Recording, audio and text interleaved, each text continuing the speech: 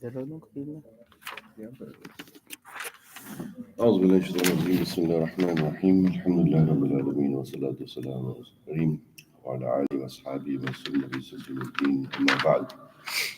Last Saturday in our Seerah class, we had talked up to the condition of Mecca before the birth of Rasulullah. So today we will be talking about the birth of Rasulullah, our Prophet Muhammad. And we had already mentioned that he was from the family of Ismail alayhi salam. And there was no prophet between Ismail alayhi salam and Prophet Muhammad. So the lineage, the genealogy continued. People were there coming from that same family, but Allah did not choose them as prophets. Whereas on the other side, Ishaq alayhi salam, the other son of Prophet Ibrahim alayhi salam, Allah sent one prophet after another from father to son, son to grandson. And this is purely the choice of Allah subhanahu wa ta'ala. However, many historians say that there is a comparison between this genealogy and lineage and the lineage of Prophet Muhammad also. I mean, there is no hadith or anything like that, but it's just a ijtihad of some scholars that they say that just like Ibrahim alayhi salam had two sons, Ishaq and Ismail, and from Ishaq came all the prophets of Bani Israel, and from Ismail alayhi salam no one came as prophet except Prophet Muhammad after many years. Similarly, the comparison that many scholars give is that our Prophet Muhammad had two grandsons. What was their name? The true grandsons. Nawasi. The two grandsons of the Prophet, what was their name? Hassan and Hussein. So you know the Shias, they have this Imam concept. So from Imam Hussein, you had these Imams coming one after another, and they have the 12 Imams, which they take as their spiritual leaders. And it is mentioned that the Hassan anhu, there was no concept of Imam or leaders from his family and lineage. But it is mentioned that Imam Mahdi, who will come towards the end of time, will be from the lineage of Imam Hassan, radiallahu ta'ala, and not Imam Hussein. So there is a comparison between the two, that here the prophets coming one after another in lineage, and there the Imams are coming one after another from Imam Hussein and his family onwards, and they take them as dear. And Imam Hassan did not have anyone after him that would take lead, but the one that would come towards the end of time would be from the lineage of Imam Hassan with the gap. So just like Prophet Ismail Islam did not have any son as a prophet, but after many generations, Prophet Muhammad was the prophet. First thing about Prophet Muhammad is that he was born in the family of Quraysh, and amongst the Quraysh, the most noble of the family, the Kinana family, and that's why it is a very respectable and noble family, meaning Allah chose from amongst Mecca in the Quraysh, and in the Quraysh He chose the most of the most honorable and noblest family as to be the Prophet. This closes the mouth of the Qurayshi people who would say that, oh, who is this person? We don't know him. They knew very well this family. This family had a long history of nobility and honor, meaning it was a ma'ruf family. It was not a strange family for the Quraysh, the Arabs. And still, being from a noble family, they opposed him. They went against him. And that is why this Banu Hashim, which was the family of Muhammad went all the way up to Banu Kinana, going back in lineage. And one thing that the scholars mention is that Rasulullah was born yatim. And what is the wisdom behind being born yatim? Why Allah chose that our last prophet, Prophet Muhammad is born yatim? This is the choice of Allah. We have nothing to do with that. But there must be a reason. There must be a wisdom, hikmah. And as the scholars have written in the books of Seerah, the wisdom of Prophet Muhammad being born yatim is that nobody from the Quraysh or the Arabs, or even till the day of judgment, till Qiyamah, nobody can accuse that, oh, Prophet Muhammad sallam got prophecy or prophethood in wirasa, miras, meaning inheritance. He inherited prophet. Just like in the other side, we see in Ishaq alayhi salam, then you have Yaqub alayhi salam, then Yusuf alayhi salam. So you can say, oh, these prophets, they are inheriting prophet. Dawood alayhi salam was prophet, his son Sulaiman alayhi salam became prophet. So from father to son, it was transferred. Here, there is no at all lineage between them, between Ismail alayhi salam and Prophet sallam, and also the father of Prophet Muhammad sallam was not a prophet. That's number one reason, wisdom of why he was born Nabi as a yatim. Second thing is that Allah subhanahu wa ta'ala chose his last prophet to be a yatim, an orphan, so that nobody can accuse him that he is continuing the message of the previous prophets. Because the prophet that came before Muhammad sallam was who? Hmm? Isa. Isa alayhi salam was from Bani Israel. So there is no direct connection between the family of Isa alayhi salam and the family of Muhammad sallam. It's two separate. He's from Bani Israel. So nobody could claim that, oh, Muhammad sallam has come. He is just continuing the message of Isa alayhi salam and Musa alayhi salam and all that. Even though still today there are many people of the book who accuse Prophet Muhammad sallam of this. They say that, oh, Muhammad sallam did not bring anything new. He just copied from the Torah, from the Injil, the two books of Musa alayhi salam and Isa alayhi salam respectively, and he just cut and paste and made the Quran. He produced the Quran. This is what many of the Jews and Christians attack on the personality of Prophet Muhammad sallam. But there is no substantial proof for that, because Rasul was born yatim. He had no connection before as prophecy. His grandfather or father was not a prophet. His great grandfather was not a prophet. And secondly, the difference between Isa alayhi salam and Muhammad salam is very vast. It's about 600 years. And the difference between Musa alayhi salam and Muhammad salam is more than 2,000 years difference. So there is no connection between that. And that is why Rasulullah sallam was born as an orphan, and from young age he did not have his father. And then also he did not have his mother. After a few years later, she also passed away. Then the grandfather took care of him. Then he also passed away. Then the majority of his time was spent with his uncle, Abu Talib. So one of the reasons of wisdom, the hikmah that the scholars say, is Allah was giving tarbiyah of Muhammad sallam at a young age. He lost the love of the closest people. When you have a father and mother, you have love. You get love and affection. So that makes a big influence on your psyche, on your personality. Compare an orphan child and a non-orphan child. Their mood swings, their temperament, their personality, their shakhsiyah will be very different. This person is mahroom, deprived, doesn't have father, mother, feels lonely, feels sad at times. This person has father and mother. Whenever they feel sad, they go to their father, mother. Whenever they have something happy, they go to their father, mother. So the brain, the mind is very different. So why Allah subhanahu wa ta'ala made his Prophet Muhammad sallam yatim? So that when he has felt that mahroom, that deprivation, when he felt that at a young age, when he grows up, and Allah knows he's going to make him a prophet. So when he grows up, Rasul did not know when he was a child that he's going to become a prophet. He had no idea at all.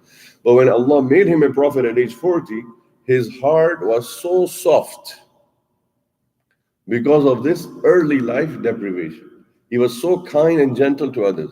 See, when somebody doesn't have something when they were young, they're always more generous psychologically, mind-wise. They're more generous towards others because they feel in their heart what other people feel.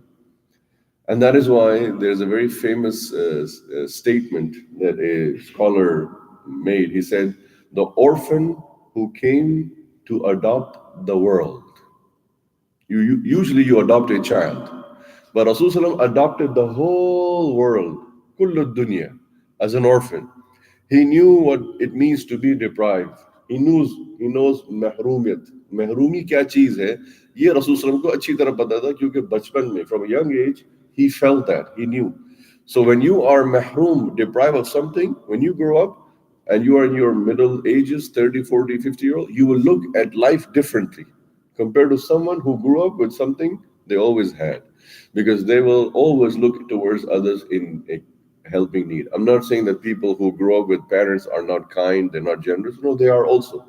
But the feeling, this is what we say in Arabic language, al-hanin, meaning the feeling of the heart is more so for the person that is there.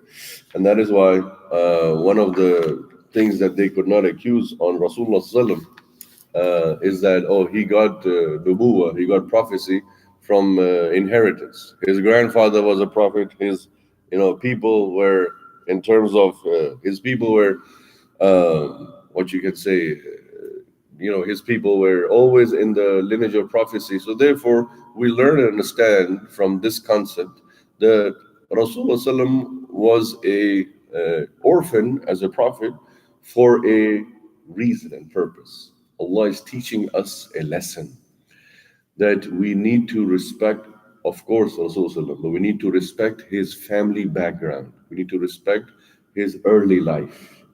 That he had so many things he lost. And so therefore, when he grew up, he could have accumulated and acquired so many things, but he did not. He was always generous, always giving in that concept. And he was always in the concept of helping people. Then you know that famous hadith of Rasulullah, when a janazah of a Jewish woman was passing by, he got up in respect and he said, and he got in respect, and the Sahaba said that, oh, Rasulullah, this is the janazah of a Jewish woman, not a Muslim. Don't worry. And at that moment he said that, isn't she a soul? Alaysa nafsan. She is one soul. I lost opportunity of saving one more person from hellfire. This is how we see his kind-hearted nature and his heart, how soft and tender his heart was. Because the Sahaba who were sitting, they had no feeling for that the dead body, that janaz. But Rasulullah, even though he knew that she's not a Muslim, his heart was so concerned, like a father is concerned for a child. This is the meaning of being born yatim. यानी यतीमी जो है इंसान को महरूमी से वो चीज सिखाती है जो इंसान कभी किसी और तरीके से नहीं सीख सकता. Meaning, in other words, when a person is born an orphan and raised orphan, he or she learns something about life which no one can learn if they have parents with them all the time.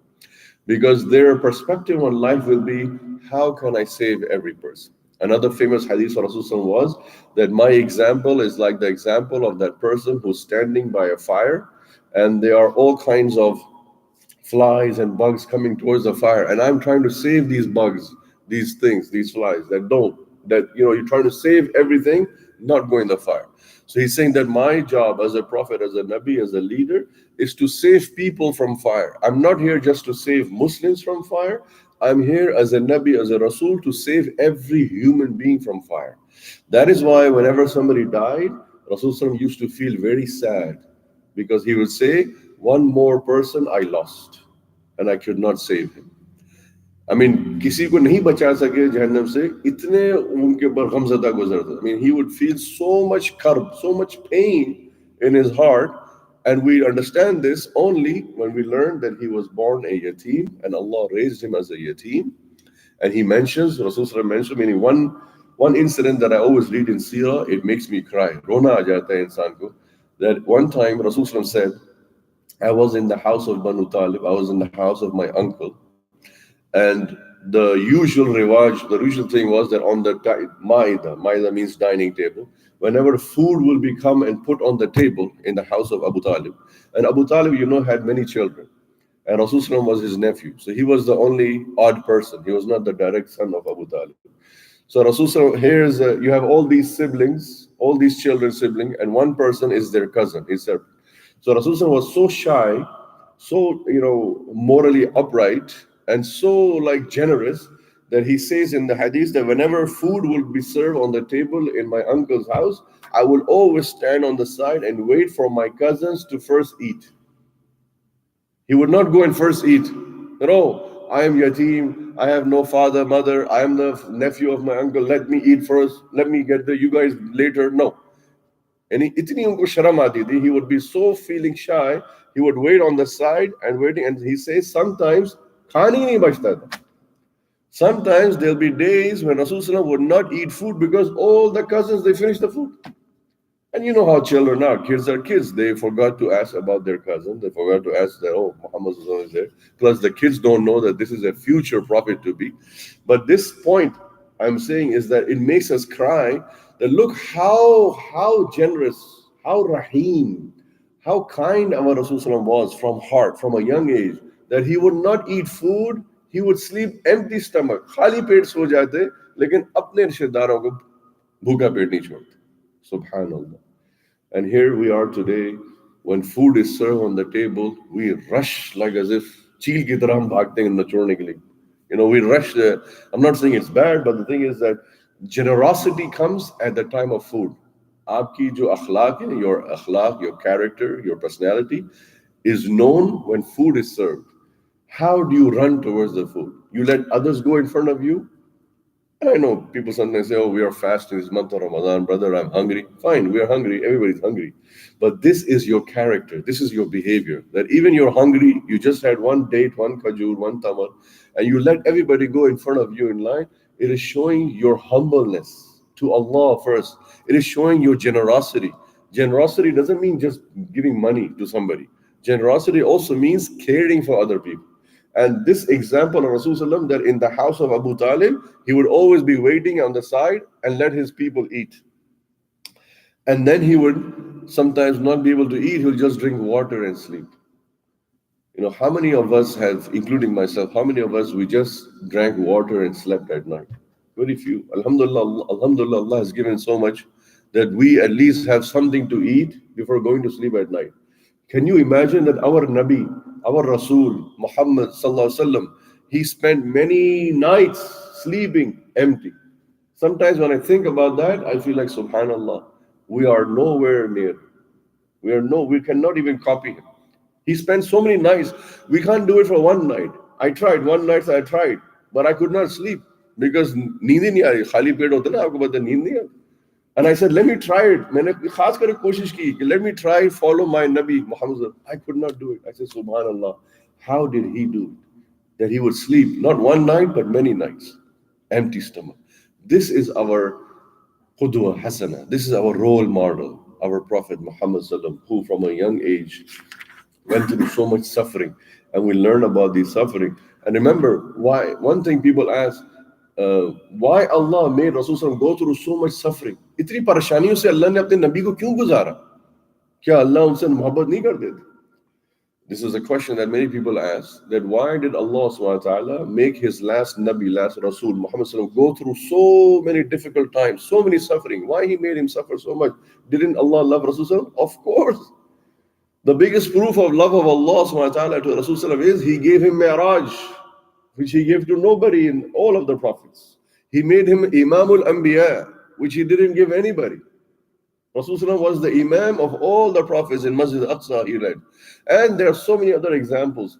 Allah subhanahu wa ta'ala did not swear by anybody in the whole Quran except Muhammad. There's an ayah in the Quran, Allah subhanahu wa ta'ala says, La'amruk.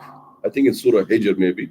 La'amruk, that by your age, Ya Rasulullah, I swear, innahum fi sakratim ya'mahun, that these people, leave them alone. These people, the Quraysh Makkah, they are blinded in their drowsiness of the shirk that they are doing. And there are many other examples that Allah subhanahu wa ta'ala, the biggest example is Surah Kawthar. If somebody say that Allah didn't love Rasul, why he made him suffer? Allah gave him maqam mahmuda, the maqam on Yawm al-Qiyamah, when no one will be able to do shafa'ah to Allah except Rasul. So these are signs of the love of Allah. But why Allah make his Rasul go through suffering? So that today we as Muslims cannot say that, oh, Rasul had a very nice, easy life. Here in 2019, we are going through a tough life. Here in 2019, we're going through so much suffering. We are suffering so much, and look, Rasul didn't suffer. इस चीज से बचने के लिए, रोकने के लिए अल्लाह ताला ने Rasul, he made him in a very high maqam. Rasul has suffered so much that nobody can today, nobody from the Muslim Ummah today can say, I suffered more than Rasulullah. You know how today, I give an example, how today in many countries, not just here in America, but in many countries, people, the public, the general public, they have a criticism for their lawmakers, the Congress, the senators, that, oh, these people, they don't send their children in the army, in the military. They don't send their children to fight for their country. This is in any country. I'm not just talking about this country.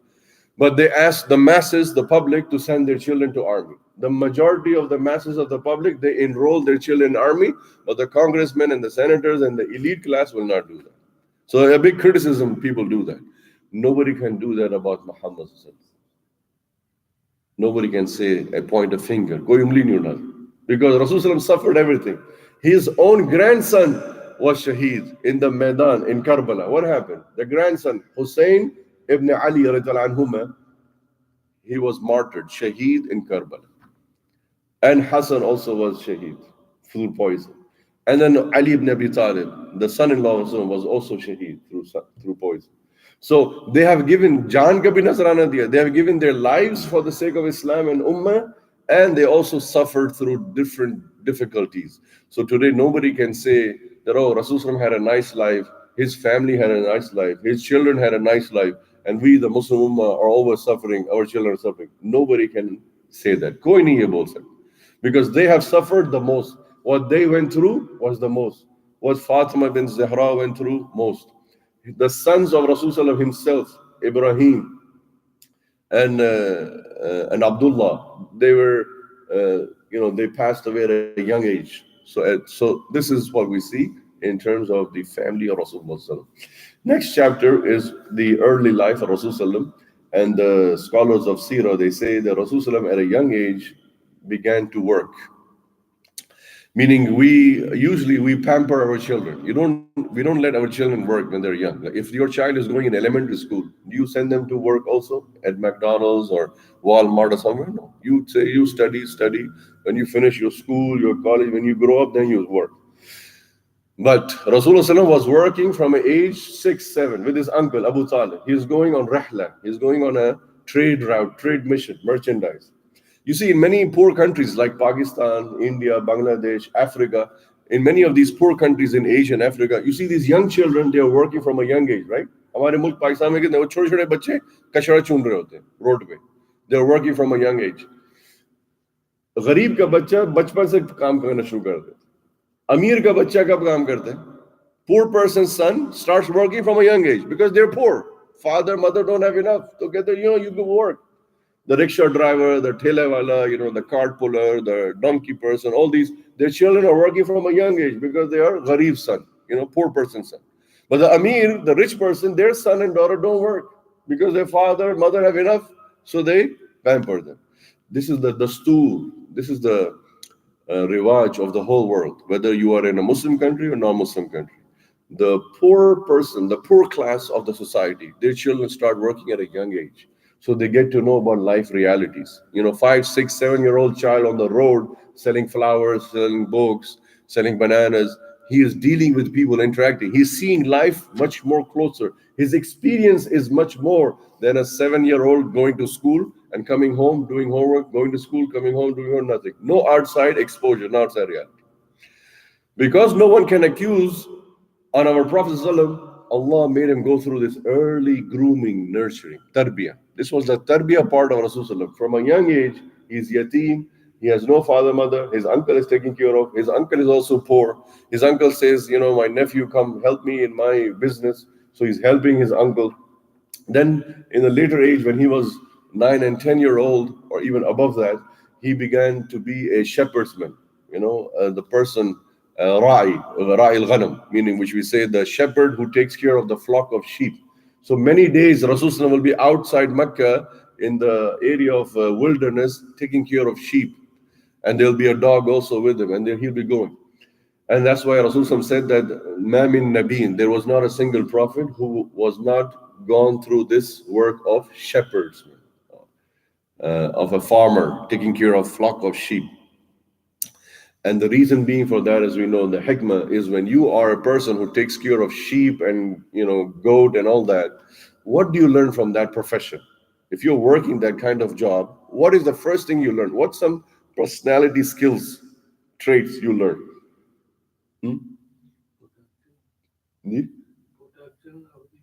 protection, yes, very good. That's one thing you learn to protect, because I have to protect my flock of sheep and goat from any danger. Someone might come, wolf might come and eat.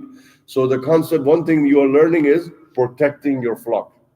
I have to save, which is the job of all the prophets, Nabi also.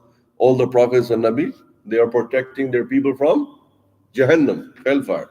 What else you learn when you are taking care of flock of sheep? क्या चीज आपके दिल में आती है? What do you learn in your shakhsiya as you are taking care of goats and sheep and all that, and roaming around from one place to, you're going from one area to another area, and you're walking with them, you're taking care of them, besides protection, like the brother said? Resilience. Yes, resilience and patience and resilience, I would say. You need sabr, patience, because this sheep is running this way, this one is running that way. You have to keep this one here, that one also here. This one is sabr. You need a lot of resilience and sabr. And as a Nabi, as a prophet, you need resilience and sabr. Not everybody is going to believe in you as a prophet. So many people are going to oppose you. What they did in Mecca to the Rasul, the Quraysh, they opposed him. They threw trash at him. They brought intestines of the camel and they would throw in front of him. They would throw stones at him. So he has to bear all of that. And that is why his early life training helped him to be a prophet. See, when we look at this seerah from this angle, from this point of view, when we look at seerah, we see that Allah is grooming, nurturing our Nabi Muhammad sallallahu alaihi wasallam. Allah is doing tarbiyah of Rasulullah sallallahu alaihi wasallam from a young age to become a prophet. And that is why I read a book. If you also get a chance, read it, very nice. It's called Outliers by Malcolm Gladwell, a very famous book. And he writes in that book, very nice. It has nothing to do with religion, but what he wrote in that book about life, psyche, and personality. He said many of the things that we go through in our early age of life. I'm quoting the author from one of his chapters. He said, we don't realize why some things are happening to us in our early part of life.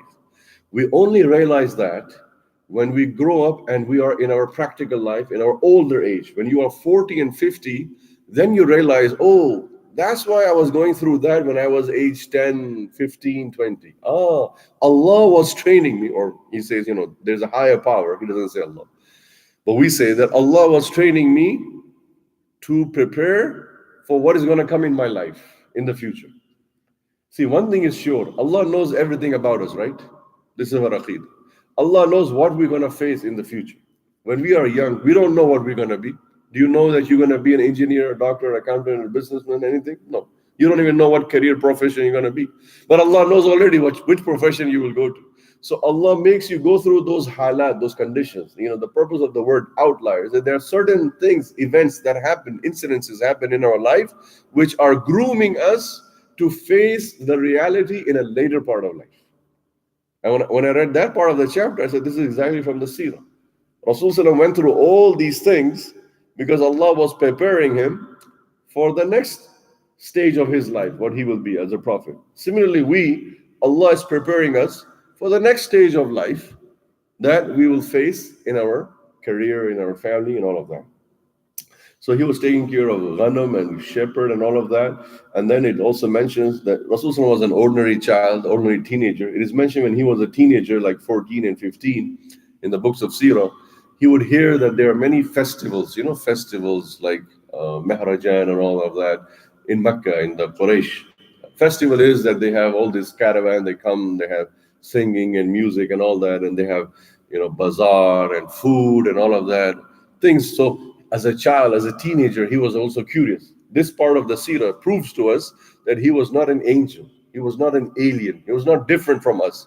He's just like me and you. When we were teenagers, how did we behave? When we were young and teenager, the biggest thing you have in teenager life is what? Curiosity. Why is this? You want to try everything. Let me try this. Let me try that. You are like very hyper. You have a lot of energy. So Rasulullah had heard about these festivals in Mecca. So he said, I want to also go and visit and see what happens in this festival. Not because he wants to go and see what is, it's just curiosity as a child, as a teenager. So it's mentioned in the books of Seerah, it's very famous. And it also makes you smile that how Allah protected Rasulullah from a young age. He protect him from all the fitna and all the fahisha and all the bad things. He himself says, Rasulullah, in later part when he was a Nabi, that when I was young, I would go and sit in this festival. I'll go early and sit there so that I wait when the people would come so I can experience what is going on in the festival, what is the events and things. And he would say that when I would go sit there, suddenly nu'as means drowsiness. Drowsiness will overtake me so much that I'll just sit and sleep. He will be sleeping. And then when somebody wake him up, the festival is over. He said, oh, I missed everything. Oh, I came for the purpose of festival and I missed. Why didn't you wake me up? And so you were sleeping so fast. The people are there, they're having their whole festival, music, singing, dancing, food, everything. When everything is done, when the party is over, they wake him up, come on, get up, go home. So he said, oh, I missed it.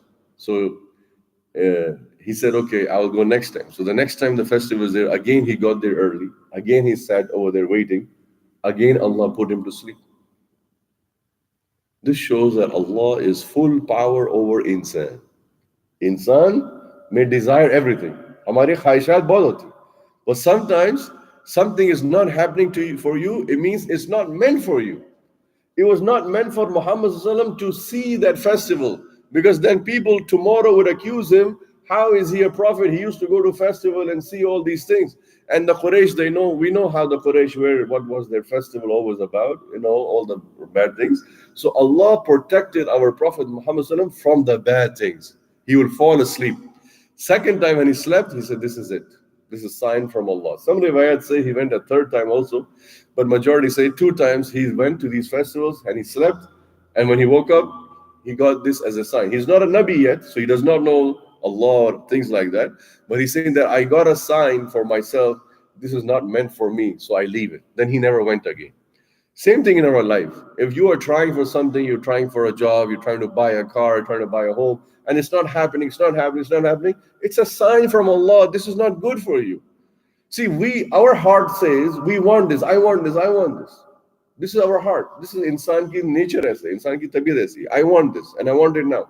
But Allah is saying, no, this is not good for you. No matter how much you want it, I will not give it to you. Remember this, Allah loves us more than 70 times than a mother loves a child. Why would Allah want to give us something that is not good for us? We think it's good for us. I want to buy this car. I'm thinking in my brain, in my calculation, this car is good for me. But it's not happening for me. That means Allah knows everything about me, but Allah says, no, you don't know what will happen in the future with this car. Perhaps there might be an accident. Perhaps the engine will fail. Perhaps it will just totally go bad. So Allah protect you from getting that. And that is why from the Sunnah Rasulullah we see, the Sunnah is 3 times, like they say in America, 3 strikes and you're out, in the baseball. Basically that is from the Sunnah. That you try something 3 times, and if not, it doesn't happen, leave it. Back off. Leave it, it's not for you. And that's why we have istikhara.